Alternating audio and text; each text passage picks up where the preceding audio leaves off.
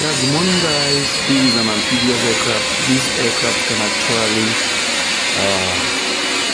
fly on water or on the ground. You can see towards the extreme end of the wing, of the two sides of the wing, you can see some amphibious features design. You see that the aircraft is taxiing into water.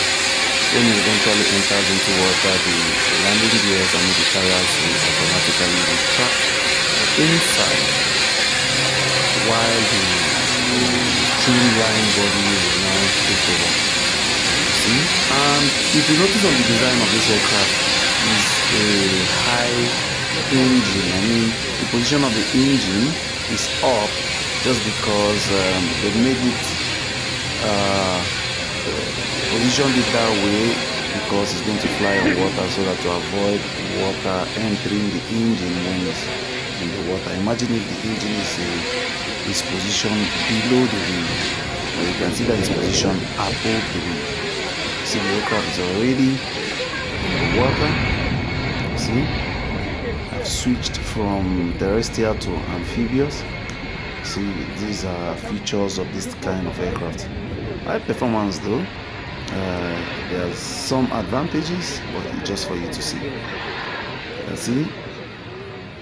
see the aircraft now is taxiing on water.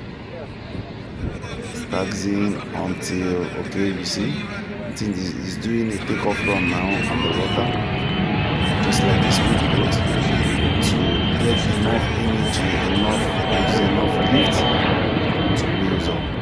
You can see. This aircraft is actually very useful for those people that live in riverine areas that have very limited mass of land.